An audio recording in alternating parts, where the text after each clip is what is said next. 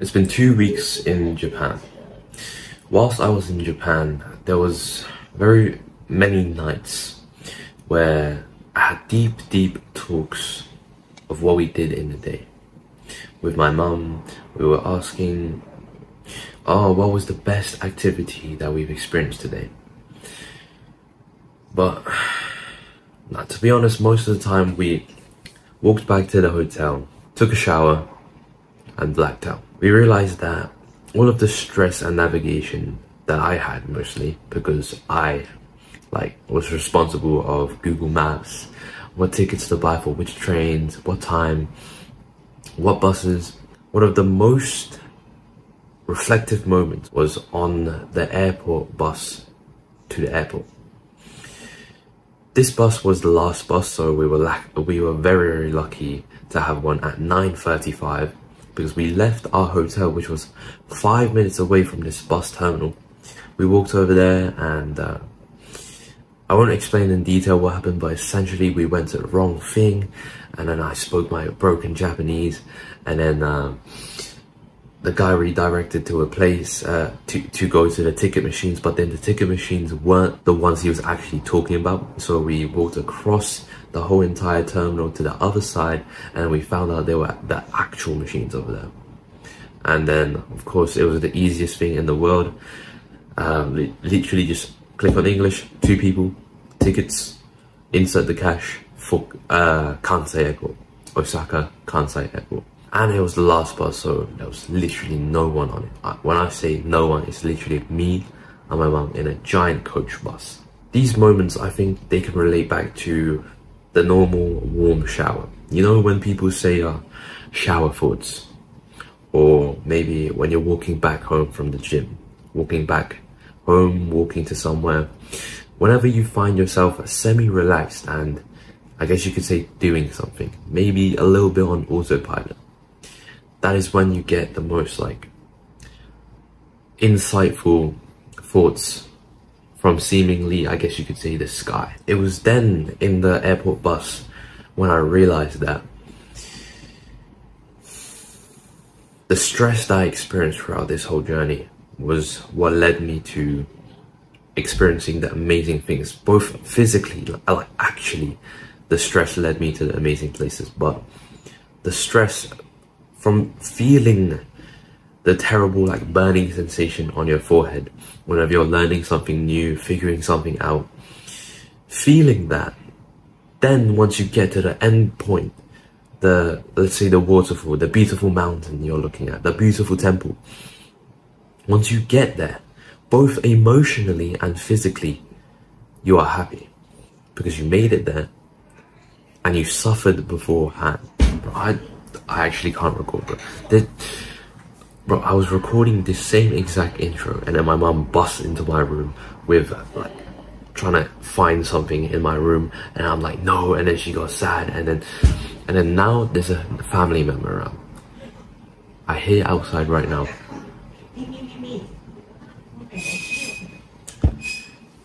God damn it, man. I keep on trying to record this video without trying to edit it. I'm trying to do it in one take like Hamza does, but I can't. No, I can't. I tend to get interrupted every time. It's very mysterious. So I'll see you on the next clip. Goodbye. Anyways, back to the video. The first point is how to truly enjoy a holiday if you are, like me, a workaholic. If you are like me and you either love to do work or you're scared of something in the future that makes you really want to work, that makes you sort of keep on having this itch in the back of your mind to keep on working, thing that keeps on hitting you in the back of the brain, keep on telling you, oh, you have work to do, this is the most unproductive. I'm going to teach you how to actually get rid of that temporarily for the holiday, because you do, trust me, you do not want to be letting that bit of your brain take over whilst you're trying to have 100% presence with your mother and experiencing travel. Do you get what I mean? don't let that hinder your adventures. I hope you get what I mean. The first way I got rid of this like overthinking in my brain, oh, I got work to do, is actually to like lead your mum everywhere. Become the leader. And what I mean by this is get the Google Maps out. Plan out the night before. Every time you go back to the hotel, write it down. Write down what you are going to do tomorrow, how to perfect it, what routes you're going to take at what time. Now, you don't exactly have to do that because obviously Google Maps is going to help you a lot, but it's good to over plan and like plan really deeply and then lead. Lead so that your mum can go back into a natural state of feminine energy. If you've read the book Way of the Superman that I have over there, it's kind of acting as my light holder right now, so I can't really show you it, but there is a chapter in The Way of the Superior Man which explains feminine and masculine like energy, and how like if you see modern day feminists with like their little suit and ties, that's a woman with masculine energy. And maybe the femboy, you know, that's just like at home gaming, jerking off, and like maybe dancing on TikTok, those like soy cucks with fluffy hair, that is a man with feminine energy. And your mum is probably, especially if she's the single mum, she is probably unwillingly in the masculine like energy most of the time, to provide for the family, to provide for everyone, provide for you. Take this chance of 2 weeks off, no need to work, just exploring Japan or exploring any country in general. If you're just going on holiday, become the leader, because the leading, when you lead, you go into the masculine energy, like full masculine energy. The physical example, the prime example is literally just you leading her to the places of where you guys want to go, because you're going to become a masculine man. You're going to go back into your full polarization of masculine energy. Lead her onto which trains are, what time should we take this train, what time should we take this bus, with the help of Google Maps. And so she can fully rest and be mindless. She can fully embrace her feminine side again, and so that she'll actually be happy for those 2 weeks. And you'll be happy as well if you're a man. If you're a true, ambitious, masculine, you want to be masculine, so that the both of you benefit and maximize that like happiness in the traveling, if you get what I mean.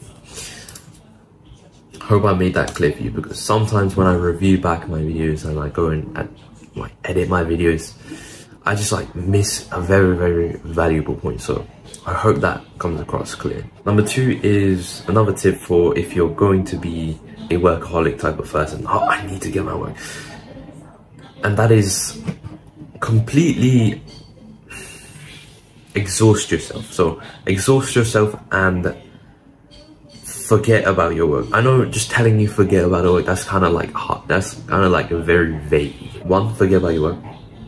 2, exhaust yourself. At the end of every day, you're going to be wanting to black out. Go back to your hotel, black out. Get that type of exhaustion from walking around.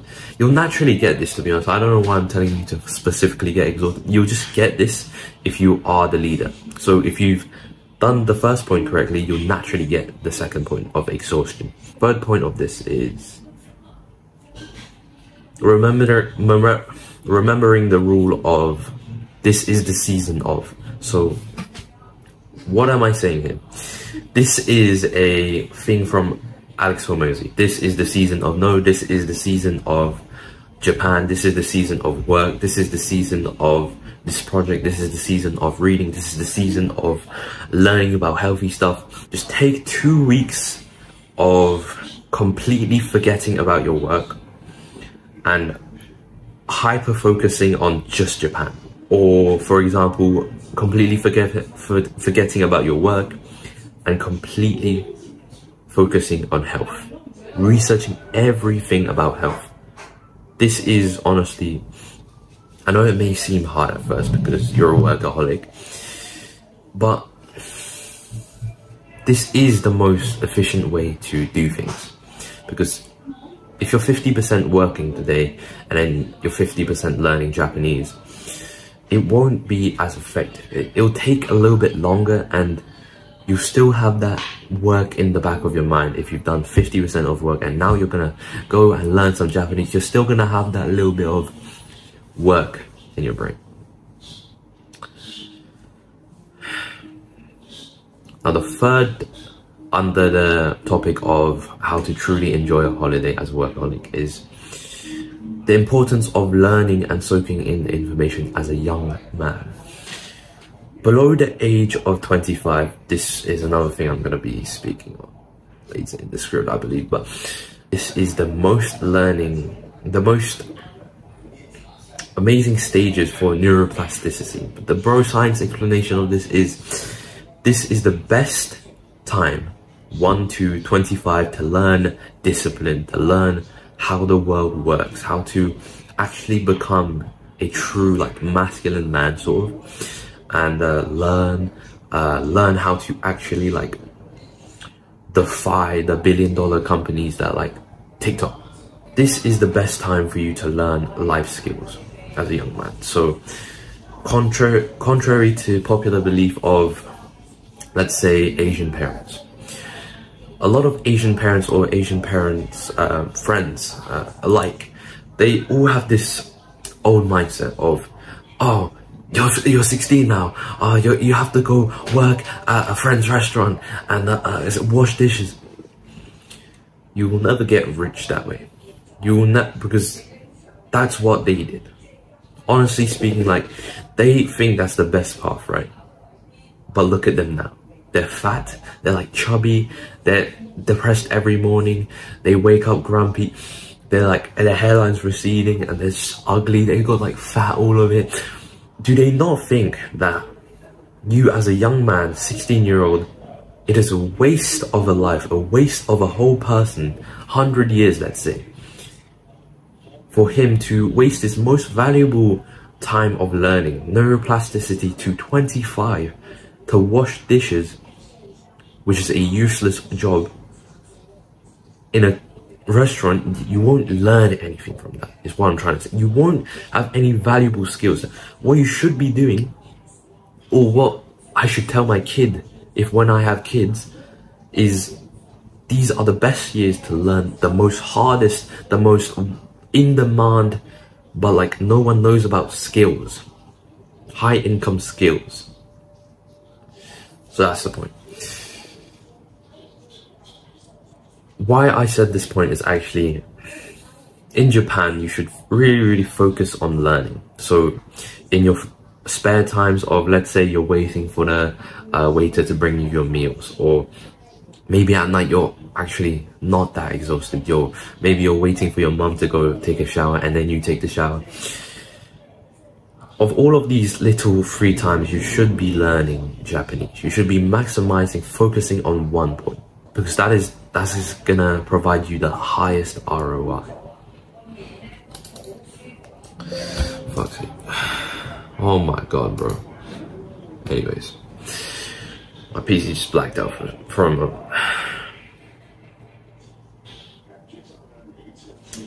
Yeah, so you should be learning the Japanese, like, little signs. Maybe Duolingo. I don't want to like give a free shout out, but doesn't matter. You should be learning like the characters. This is what I did, right? I was learning characters a little bit, and then like when I was taking the bus, of course you get like the little advertisement on the side, and then at the front is announcing what station it is next.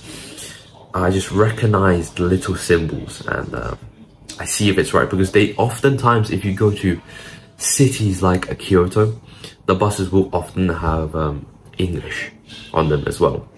The English pronunciation, the English like letter of, for example, Tenjin, or like whatever the place is called, and then there's the actual Japanese. Have you ever been in a phase of like, oh, I love Japan, I love anime?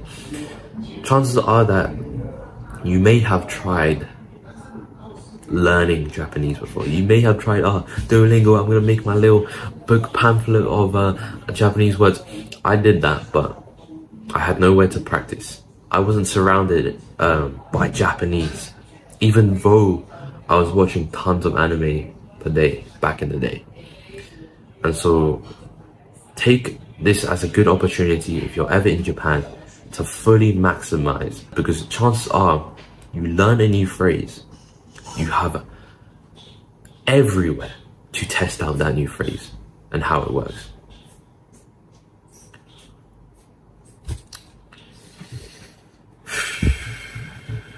Topic 2. Why live in Japan in the future? Number 1, I put here beautiful mountains, tourist destination possibilities of a state in the future. So beautiful that you don't even want to take a picture, but to stare at it. So I think what I wanted to explain with this point is, you get a lot of inspiration for what you want your future estate to look like. Maybe your future estate with your children, your loads of children when you're retiring. You go to Japan, and I've always been a sort of countryside type of guy. I don't want to be in the city. I want to have my own little farm with my own little vegetables, live remotely in the countryside. I've always been that type of person. But just going there and seeing the beautiful, beautiful sceneries that you didn't even plan for. You just kind of walked in a, what do they call it? Off-beaten path. You accidentally walk to a little narrow thing up the mountain that none of the tourists go to. And you find the most beautiful scenery. And you start planning automatically in your brain, or at least I did, of how your future estate's gonna be like. That point was supposed to emphasize how beautiful and how good an opportunity in Japan is for your future amazing estate. If you're a young, ambitious man that genuinely believes he's going to be rich at the age of, let's say, 21. Number 2, under the topic of why live in Japan in the future, is health, mother cured, and also cheap. What I mean by this is Japan is insanely healthy. I'll just try and name all of the variables that really came across as healthy. So 1 is there is a lot of walking to do. Maybe this is biased, but when I was in Japan, I was obviously a tourist or whatever, going into tourist locations, going to loads of temples and mountains. Probably the average Japanese local doesn't do that much, but walking a lot. The main source of exhaustion, what I'm trying to say, is literally just 1, the navigation, burning of the mind, and walking. And walking, bro, every day, bro. I lost literally like 4 kg in Japan. Bro, I was so happy, right? But right before all of this, we're going to Malaysia, going to Japan, I was on a strict schedule of, in England, strict routine, everything was going well. I hit 70 kg and I was honestly so happy the first time I stepped on the scale in the gym, 70. And I went to Japan, 66 kg. What the hell? Bro. Another thing is the portion sizes are very small. So you order a normal meal and honestly, bro, I can eat like 3 bowls. Like me and my mum went to a very old type of traditional building with like two literal old grandmothers there that are just like grinding away cooking early in the morning as well. And there were like businessmen like walking in and just like couples walking. I'd say families, middle-aged families walking in. Like they were all eating fast as well. And some were even eating standing. So we went there and ordered noodles and I ordered a bowl of rice and like beef and egg. I don't know what you call it, but essentially what I'm trying to say, bro, the balls are literally like the bowls. Bro, whenever you like, when a word seems a little bit weird to you, like, you're saying it right, but then it just doesn't sound right. That's what's happening with me right now. Fuck's sake. Hold on with me as I drink a cup of green tea.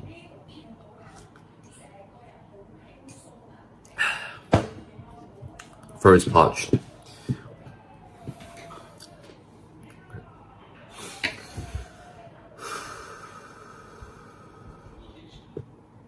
Okay, so mother got cured because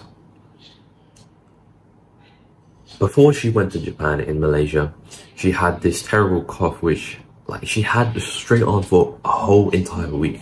She had like a very dry sort of vomiting type of cough, if you know what I mean. But as soon as we took the trip to Japan and the days began like walking, we began the walking type of phase. We began walking so much during the day, and what I noticed in one of our trips to let's just say what was it even called, like this big Kiyomizudera, that's what it was called, this big like temple type of area. And then we were just walking, we were walking to some like once again off-beaten path where there was like supposedly dangerous monkeys that you shouldn't feed, that little tourists, like no tourists at all, went on that path. We went on that path, and that's when I noticed, wait a minute, my mum hasn't been coughing.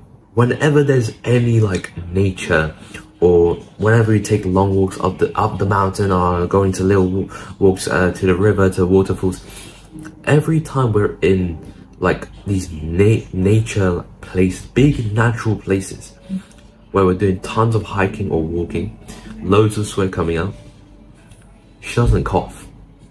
But as soon as we go back to our little like homestay or our hotel, which has dusty and crusty like bed sheets, she starts coughing. This may be a coincidence or whatever, but I genuinely don't think it is. A whole majority of the day was walking in nature, and a whole majority of the day she wasn't coughing. So I'm pretty sure that's one of the main reasons why she got cured. And I think the ultimate thing, because obviously this doesn't cure, like this didn't cure all of it. She was still coughing at the end of the night when we were in the hotel.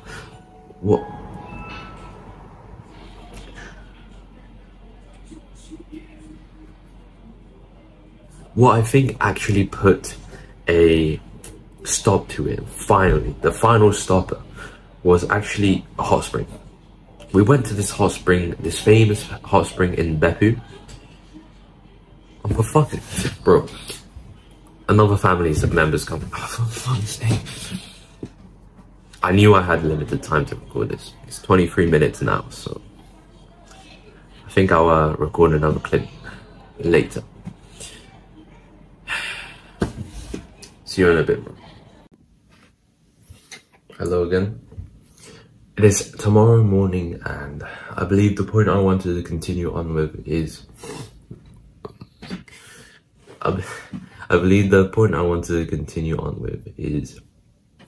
health and how my mother got cured. So I believe the last thing I was talking about is the sand.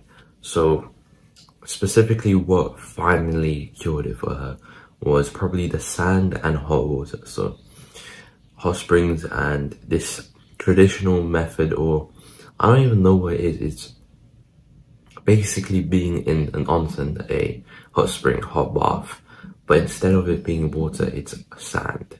So instead, you lie down on the black sand, and these people who legit have like broken legs and broken knees, like I've had a look at their knees and their feet, is like a little bit disformed. Maybe there's just what those two people, but one could really relate to the sand and like whatever. Maybe that was the cause, but that's besides the point.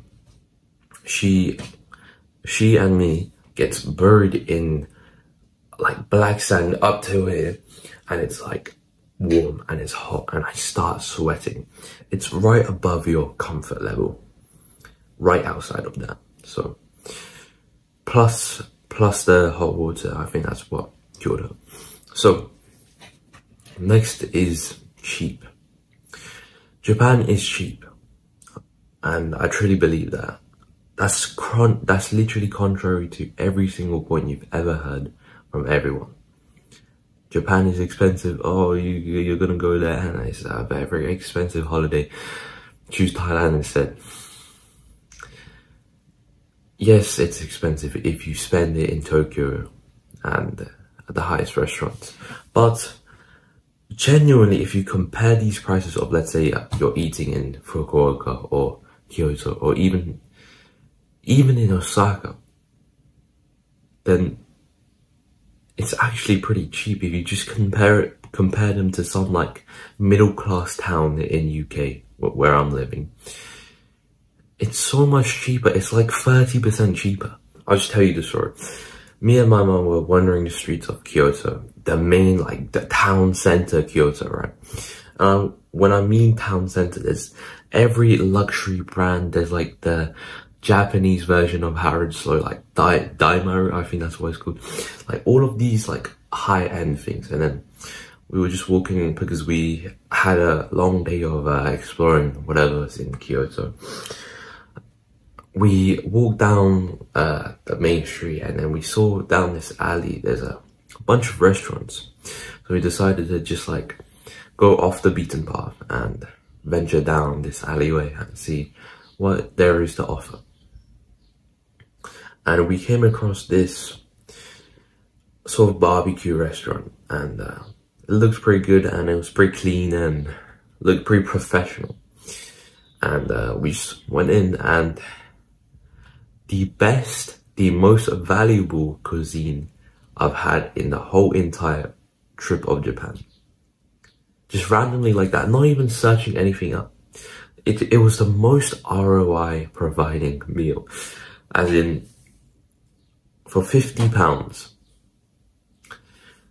there was a whole table of meat, plus wagyu, plus cold noodles, plus like bibimbap, plus like all of the organ meats, all of the like good like fillets, all of the good wagyu parts.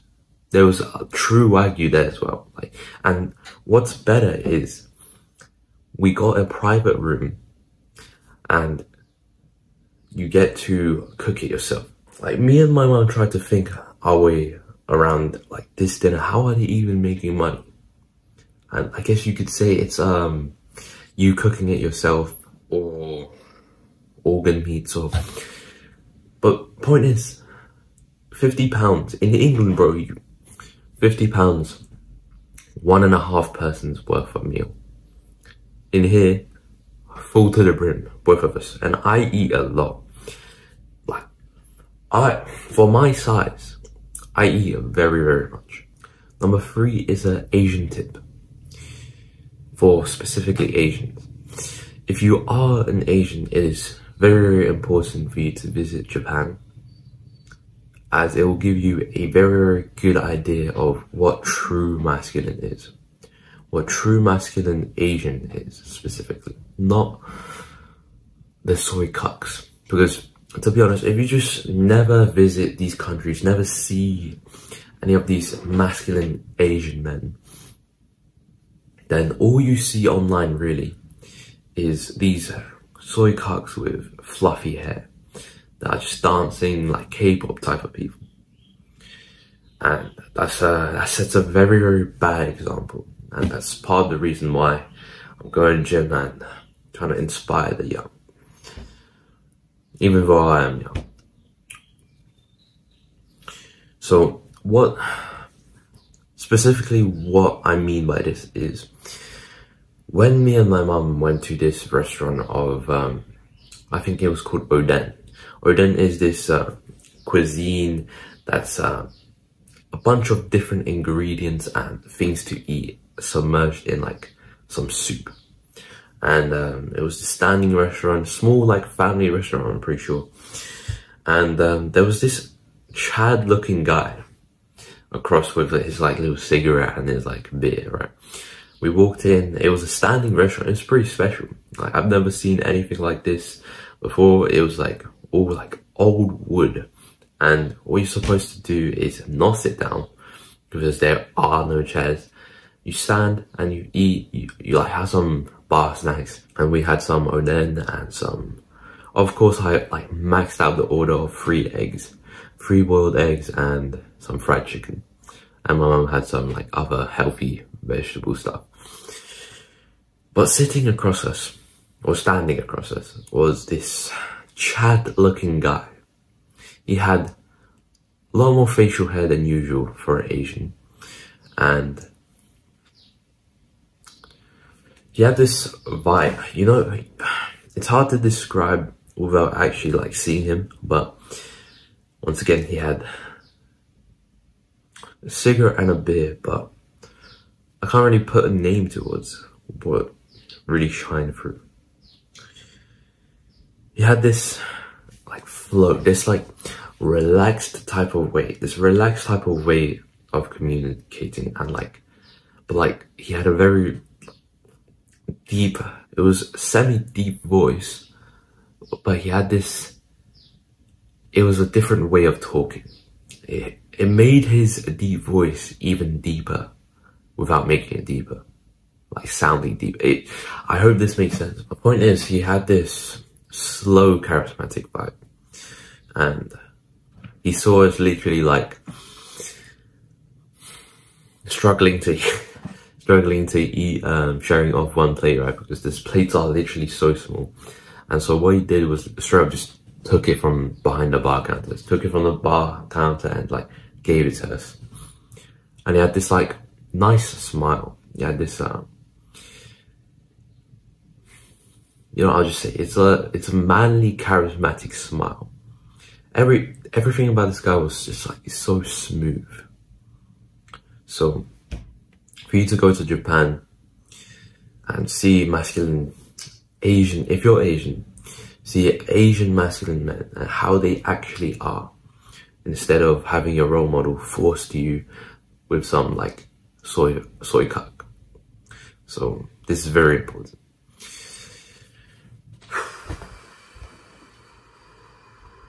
Next one. You know what? Let's breathe for a little bit.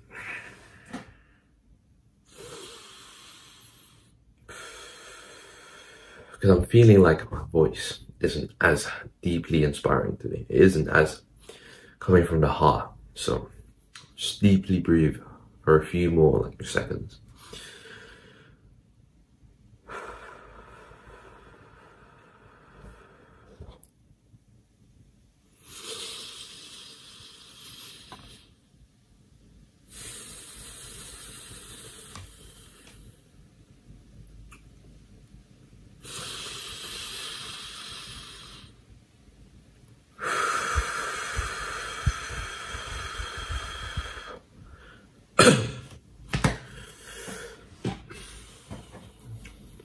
The fourth point.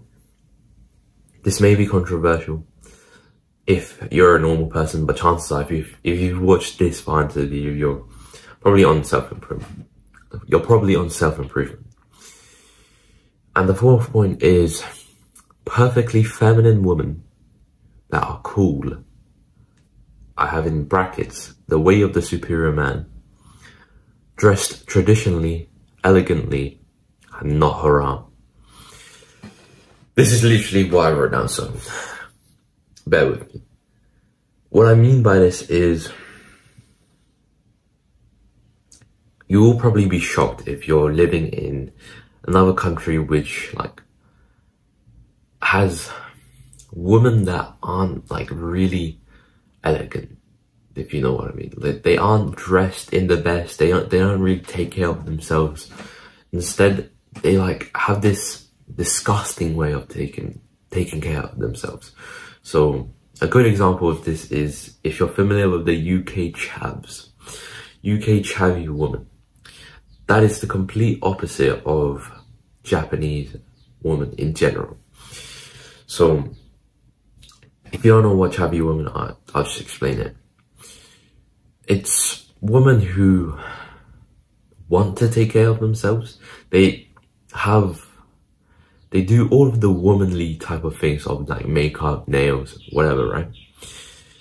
But they take it to such an ugly level to hide they're like a degenerate. Because oftentimes you'll find that these chavs are very, very degenerate and with a high body count, if you know what I mean. But they try to hide it and like bring a level of innocence with that front makeup, that fake tan, that... Wait a sec. No, my lamp is expiring. It's actually going down in light. That's not good. I gotta record faster. Damn. Everything's against me. So these women are trying to cover up their degeneracy with these fake tans, long nails, and like eyelashes that if they blink they can legit just start flying. And yeah, it's not a good look for the superior man. For the average individual, maybe it's like kind of attractive. I just didn't get it from the start anyways. I've never been attracted to that type of woman. So I just explained what I mean by perfectly feminine woman dressed in a traditional, elegant way. So when you walk across Japan or anywhere in Japan, bus stop, train station, generally you find that 70 or 80% of these women are dressed very, very elegantly in very elegant dresses, and it's just, if you were to describe it, it would be like beautiful instead of hot and sexy. It would be beautiful, elegant, or glamorous, like all of these better words. Gentle, feminine. It's like the perfect type of female for the self-improvement individual, for the young ambitious man who wants to have a family at like 25 with one woman, like loads of children, be the perfect man. These are the type of women that us would like. So more specifically, they like take care of themselves very, very much. It's like they put on makeup, a lot of makeup, or like take care of themselves, lots of products, but it isn't like disgusting. It isn't disgusting. It isn't like shameful. As in, like, if you see the modern day like woman, right? It's, you know what?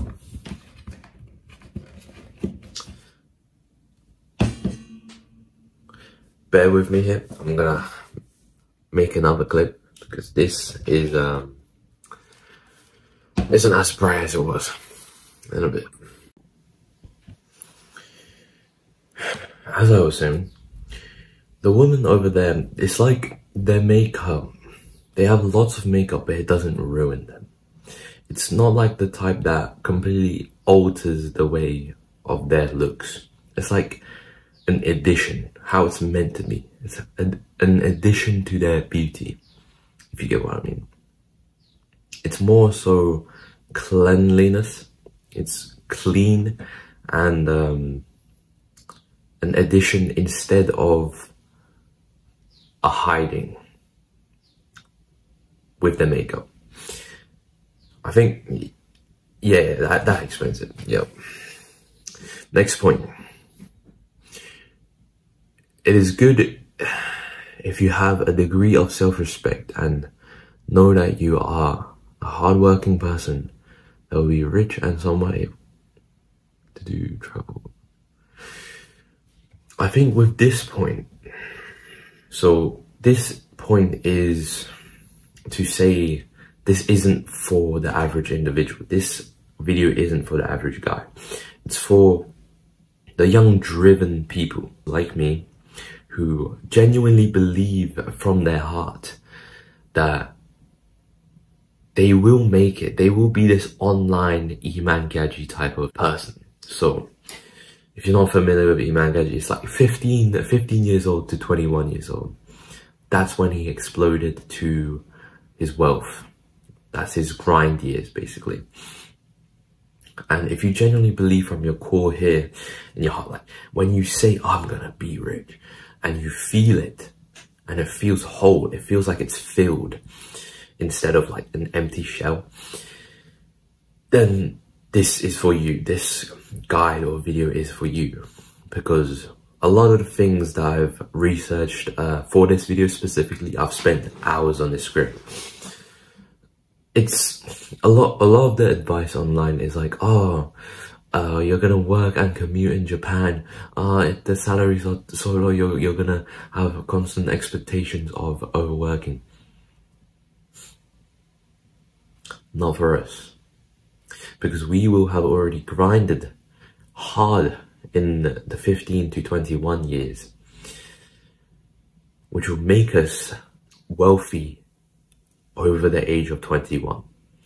And then we'll just keep on working with our online, like, flexible, movable business.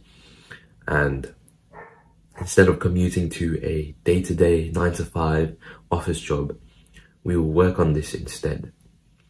So I think that's what that point is. The next point is Japan is second in terms of country quality and country safety.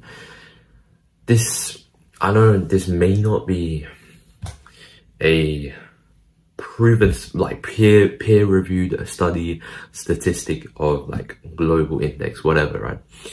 This, I got this from, I think, either Andrew Tate or Tristan Tate.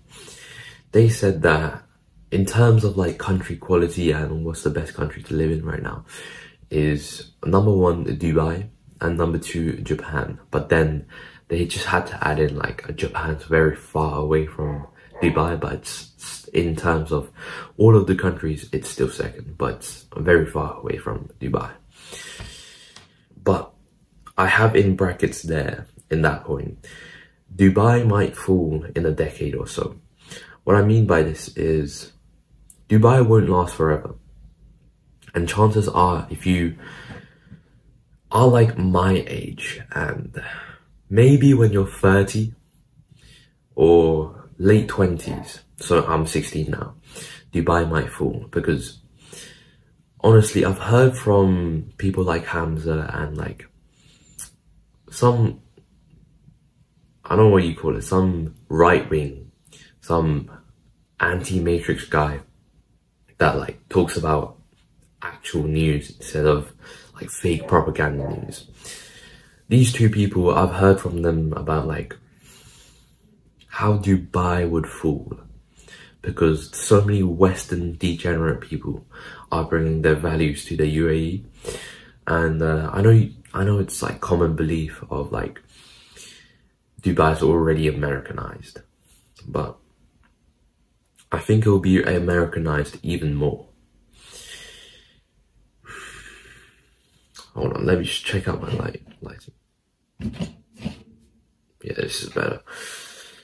So by the time we're in our late 20s, of course we'll grind until like 21, 22, and then we can of course still enjoy a little bit of Dubai. But one thing that really stuck out to me that Hamza said, I think, was women are taking off their hijabs to be free because of the Western values brought to Dubai. And that's honestly like such a shocker type of information that honestly I just gotta grind harder and enjoy Dubai before it falls. This leaves 2 countries of which you can live long term and maybe have one of your multi-grids. If you're not familiar with that term, it's living somewhere else, basically. I think I explained that in the beginning of the video, actually. So, 2 places: Japan, homogeneous Japan, and countryside England. Generally speaking, living in the countryside is more suitable to the self-improvement type of lifestyle. You can argue that you can live in a very tall skyscraper with in the middle of Tokyo, but if you have this personality type of me, and I guess you could say Hamza once again, you are sort of more of a raw type of guy. You're more of a, instead of a Brian Johnson or an Alex Becker, like hyper efficient, oh, I'm going to take this supplement at this time, I'm going to biohack, I'm going to go take like 5 injections in the morning, 456 pills. Instead of being that optimized guy, maybe you're more of a raw alpha type of guy. Maybe you're more of a countryside lumberjack type of guy. It's very hard to articulate this personality type, but I think that sums it up, basically. Now, why homogeneous Japan? Japan, honestly, the countryside, this is all based on personal experience and some foresight into the future. Personal experience, I've lived in Fukuoka, countryside, basically in the mountains at this point, for I think 4 days, and the amount of healthiness, the amount of clear and quality food and water, and things like daily activities that just add to your longevity. So hot springs, like clear rivers that the water is honestly drinkable, and like convenience stores of like 7-Eleven. I think this is another point in the view. Have I even mentioned this? I don't think I've mentioned it. Alright, so there's 7-Elevens, but instead of eating McDonald's, KFC, all these fast food chains, these Japanese people go to 7-Eleven instead. And I know what you're thinking, 7-Eleven, convenience store, bad, red signal. Japan's, if you've been a weeb like me, if you've been a long fan of Japan or like anime, whatever, right? You'll know that Japan's 7-Elevens and like Family Mart, they are a whole lot different. They offer a lot more like healthier food. And instead of fast food, people literally just go there and pick up a box of rice, meat, vegetables, pickled radish. That is literally what happens. Think about how much more healthy. Of course, there's still like additives or whatever, right? But that is so much more healthy than McDonald's or KFC. And that's just one of the examples of health. So, countryside, homogeneous Japan, because I realized I should explain what homogeneous means. So homogeneous Japan means it's very, very hive-minded. In the whole of Japan, it's not very diverse. You don't really see very many like other skin races, every other like, what was the word? Ethnicities, ethnicities. I think that's how it's said. But generally speaking, you see 90% it's genuinely all Japanese people. And then of course if you visit like popular tourist destinations, then of course you'll see some tourists. But generally speaking, the culture is very tight-knit and hive-minded. And the second option is, fuck's sake, what? The second option is countryside England. Now, I came to the conclusion of countryside England through logic and another argument that I think it was Hamza once again. Yeah, Hamza said I genuinely want to thank Hamza for making that one video. That one video was very impactful. Very impactful one out of all of his other videos. It was the one of being a father, of how you should homeschool your children. So that actually brings me to another point. Japan actually has homeschool friendly environments, and if you've watched the video of homeschooling from Hamza, you'll know that he didn't talk about Hamza or these Asian countries. I think that's partly of the reason that his like audience isn't really like Asian, that type of Asian. So that's partly the reason why I believe he didn't mention Japan. But Japan's very open to homeschooling, especially if you're a foreigner.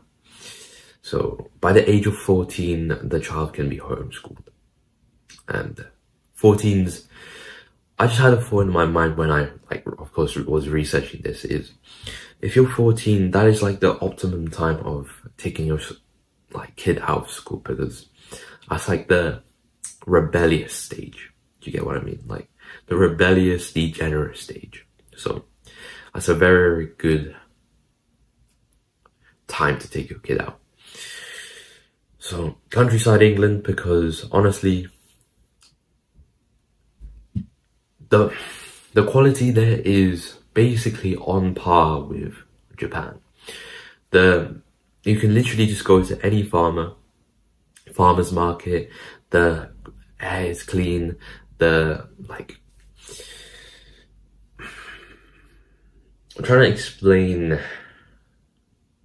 what I felt when I take these like daily, like not daily, weekly on Tuesday trips to the countryside with my mom. So back in England, I used to take these amazing trips to these amazing places of countryside, amazing forests, etc. with my mom, like every Tuesday or Sunday. Generally speaking, countryside England is very safe. The nature there isn't any like venomous like tigers or fucking like snakes that crawl into your house. Generally speaking, there's not that. There's no mosquitoes as well. The water's generally clean, and there's like fresh milk as well.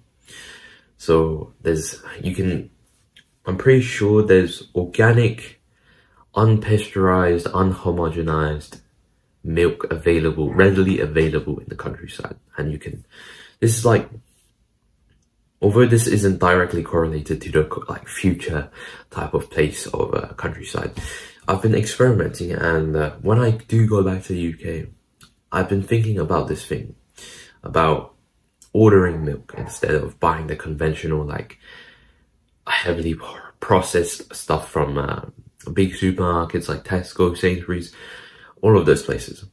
Instead of doing that, you should order a organic, unpasteurized, unhomogenized, full fat, like bottles of milk, glass bottles of milk to your doorstep, and especially in winter as well, because that'll keep them fresh. So that's a thing I've been thinking about recently, and hopefully, that will be better in the countryside. That will be more readily available. Number 3 is downsides to Japan. Downsides in Japan. So number 1 is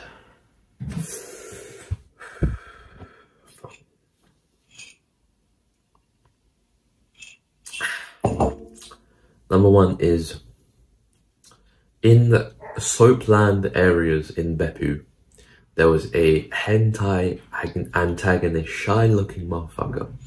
I stared him down. That is what I wrote down right now.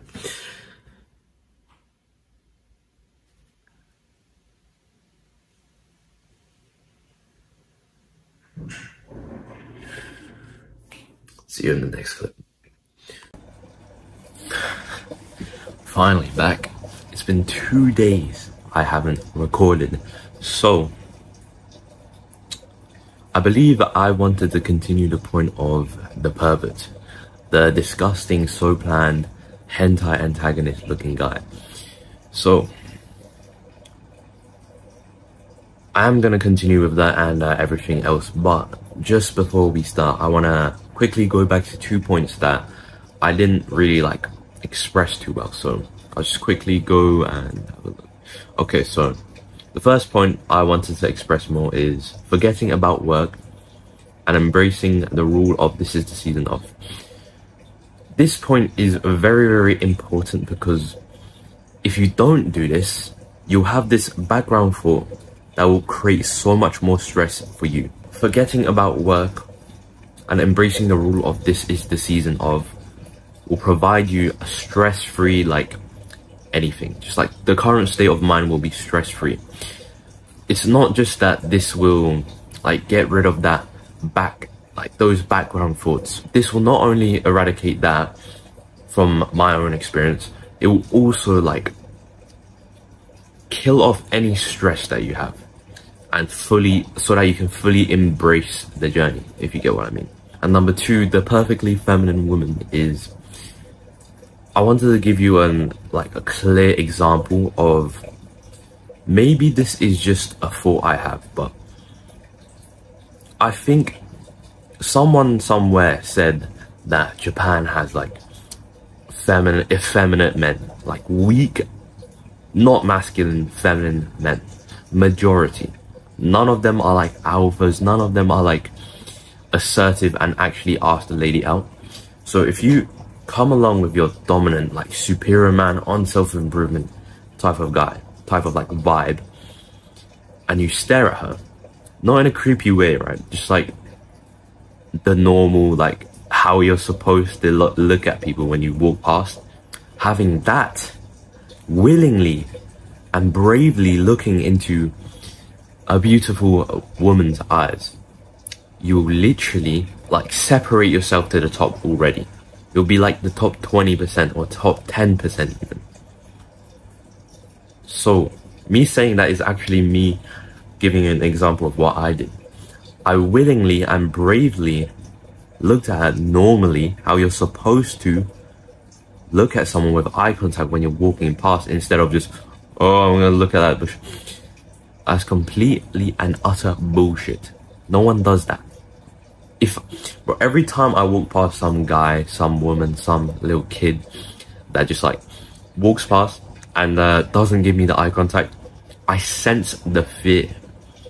Because I forgot who mentioned this, but you look at people going by to tell what their intentions are, to tell if they're like a threat or not a threat. So judging by when you're walking through your day, you find someone like coming to your direction, you're going to their direction, you look at them in the eyes, see if they're a threat or not, and most of the time they are not.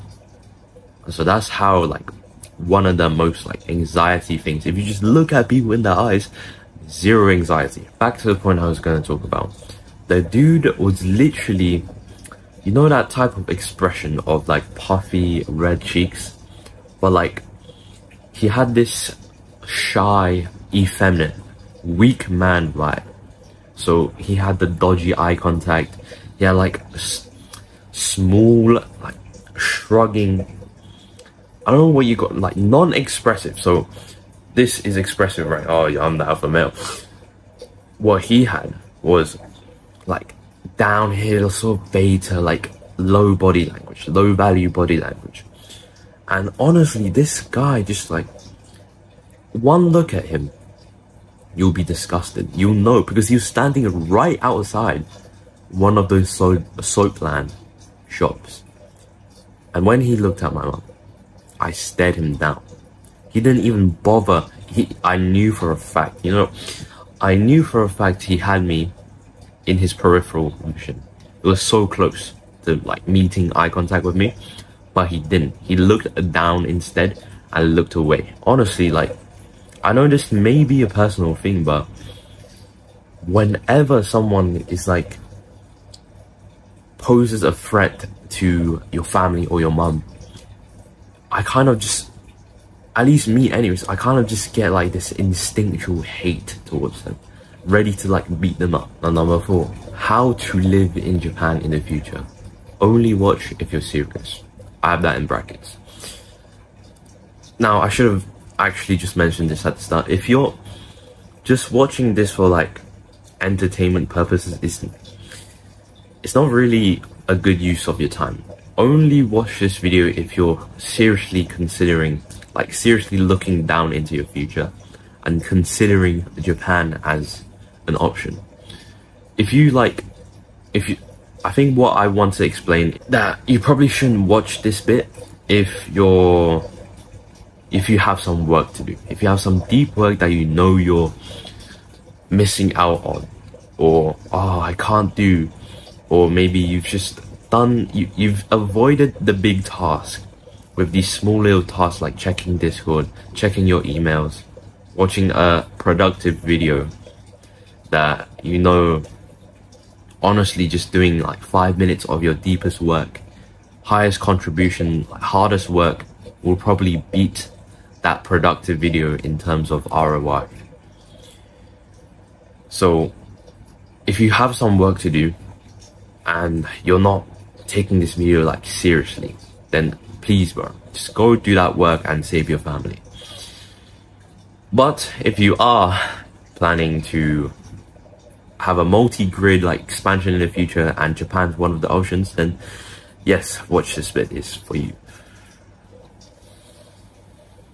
Number 1, relatable visas. Now in this section we're going to cover how to actually like implementationally get into Japan and like actually have it as an option. Generally speaking, these visas and like the Japanese immigration system, I've looked everywhere online and there isn't actually any firm ground. It's all like there was a list of all of the visas, all of the permits that allowed you to stay like 3 years, 2 months. They all had this at the end of the sentence, like it depends on if you meet the requirements or with enough like time. It all doesn't have any firm ground, and I think the firm ground lies in the actual Japanese immigration system. I think why these websites and articles say that is actually just because they need you to, because it's ever changing. The system's probably ever changing, and like they can't edit the articles so fast, and that's probably why they say that. So if you are a young ambitious man on self-improvement, these two are likely what type of visa you'll get. So number 1 is spouse or child of Japanese national visa. This means that if you are married to a Japanese citizen or have children with, let me get this right, or have a Japanese children, you can apply for a spouse or child of a Japanese national visa, which allows you to live in Japan. So if you've married a Japanese wife or have a Japanese child, you can apply for this. I will have already, if you've watched everything before and you haven't skipped to this part or anything, I will have explained why like the Japanese feminine woman is like ideal for this type of self-improvement individual, like me. So that is why one of the visas is literally just marry a Japanese citizen. Anyways, investor visa is the second one.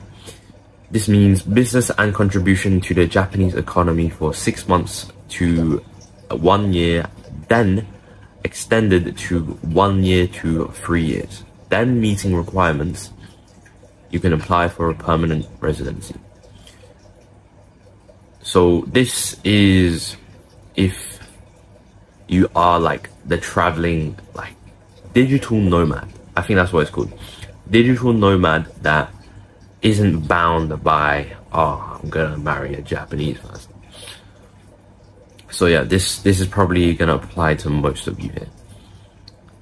Number 2 under the category of how to live in Japan in the future is basic listening and speaking Japanese.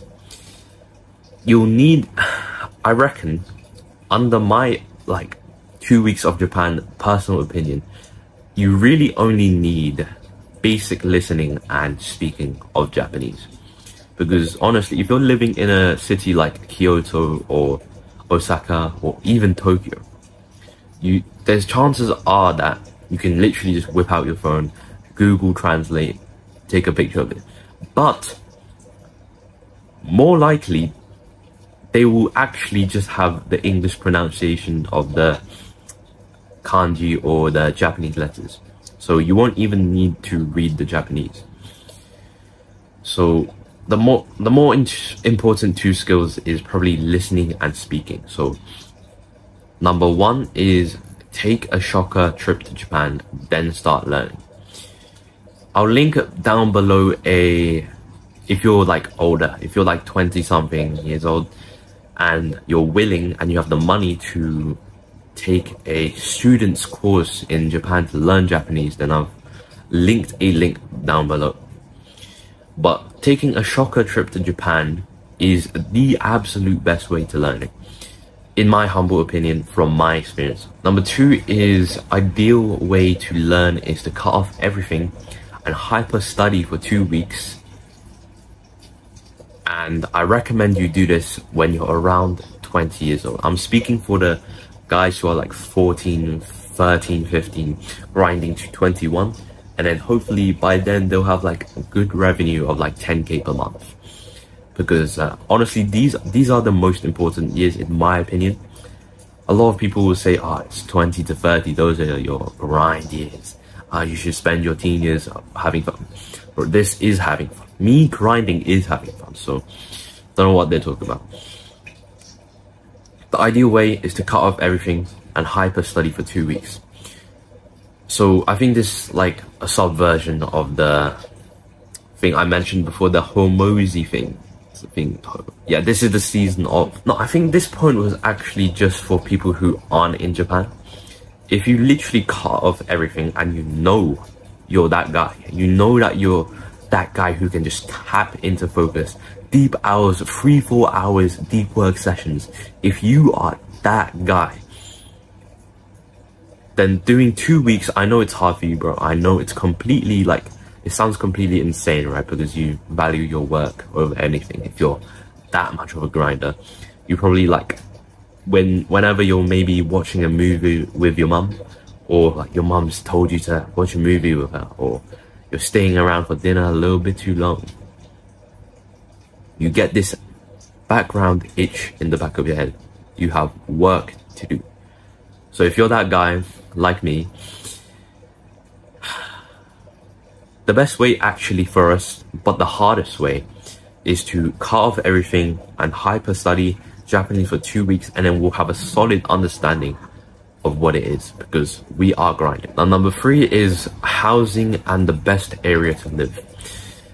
Now, I was searching on Google for this script, right? The best places, the best quality of life, best water, best food, best air, no pollution, all of these variables. And I honestly just found degenerate answers. I found answers like Osaka, Tokyo.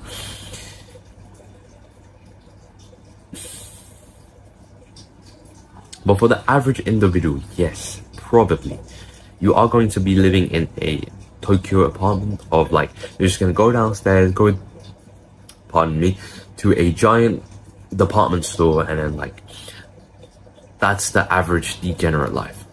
But point is here is the answers on Google, literally every answer is just degenerate. Party, city life, it has a very good nightlife. That's literally one of the benefits that they list. So in that case, I've listed my personal thoughts and recommendations on where to live. So number one is Hokkaido.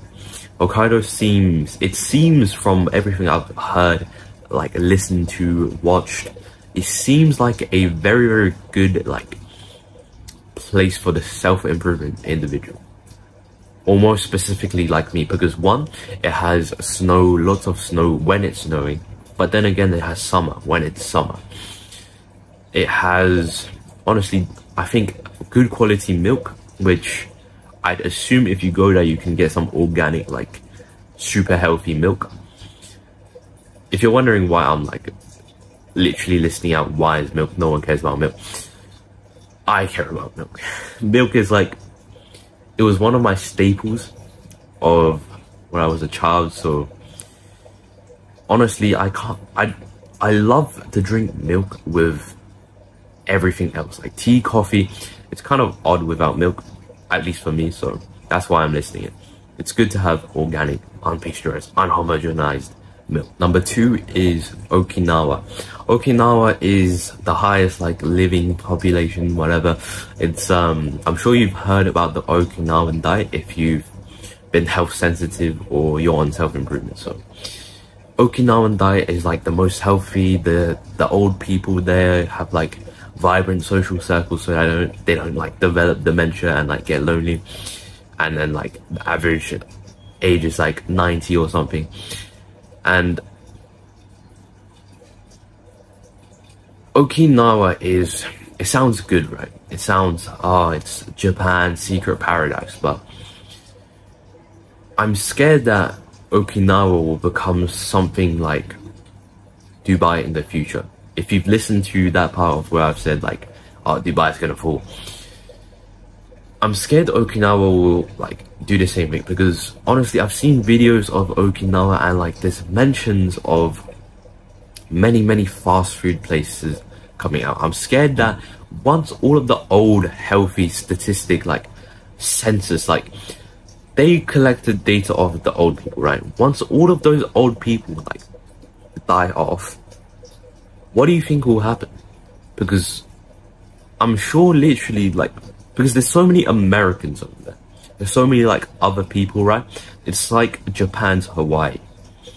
And so I'm scared that it will be Americanized or westernized, and then it will turn into basically a like downfall type of place. It's not a long-term solution, I don't think. Number 3 is, from my personal experience, it's pretty good place. I've lived there for 4 days, and during those 4 days was pretty natural, pretty healthy. So in Fukuoka, it's not a very like vibrant nightlife type of city. It's more like, especially if you're living close to a mountain, or even better on the mountain, it's got a functioning bus system of like nearly on par with Kyoto. But Fukuoka is like the typical type of retirement city. We actually stayed in Fukuoka with a retired, like one of my mom's friends, and I got to see the life of like his retirement, and it seems very peaceful. He like goes to visit his grandmother's, like his mother's shrine, and like all of these things, and it seems very typical like retirement, but it's like very peaceful. So that's why I have it on the list. Number 4 is Kyoto. Now Kyoto is probably what I would go with along with Hokkaido. Those are my 2 like best recommendations. Why Kyoto? Kyoto is honestly pretty cheap if you're comparing them to UK prices. I know that's like so unbelievable if you've just been watching these channels, Japan's expensive, bring loads of money, these like Japanese tourist channels. If you've been watching them, then it's very hard to believe. But once you actually go there and buy some like local food instead of tourist food, it is not actually that expensive when you compare it to things in the UK. And not to mention, Kyoto has a significantly... This is another story of like me and my mum were searching, like deep in work, searching on like what hotels to stay with Kyoto and what hotels to stay with Osaka. And a big difference is between those two. It's actually Osaka, you would expect their hotels are like better, more luxury, because it's literally a city place. But with Kyoto, it's if you put the same prices, maybe this was the case of pricing. Maybe if you put 100, let's say 100 per night in Osaka and 100 per night in Kyoto, Kyoto is cheaper, meaning it will have a better hotel, and in Osaka you would actually have to put 200 to get the quality of 100 in Kyoto. Maybe that's the case. But from generally speaking, Kyoto has better hotels. And it has better food. Well, actually, no, it does not have better food. But Kyoto is more natural, I guess you could say. It's more traditional. But as a general guide, if you find none of these options fancy, the general guide is inland. So I've considered tsunamis, natural disasters, all of those things. So inland would make more sense instead of somewhere near the ocean, just because of earthquakes and tsunamis. Loads of land in the countryside. So I think what I meant here is so that it doesn't, in case of an actual earthquake, it doesn't like collapse on you. You have loads of farmland space to protect you, so you can just literally run outside, and then chances are the earthquake won't even collapse your house because it's so like tiny. It's not even a skyscraper. It's not even a skyscraper. And then the final variable is close to town, but not too close. Maybe like a 10 or 15-minute drive. So this is in case of an emergency. If you're living in a big house, countryside, loads of land, there's an emergency, you gotta go to the hospital, then it's gotta be semi-close to town. And that, oh my god, bro, I've been recording this video with multiple clips through so many days. Anyways, that is the end of the video. I hope you found value from that. Every single link will be in the description. Hope you enjoyed. Hope you found value. In a bit.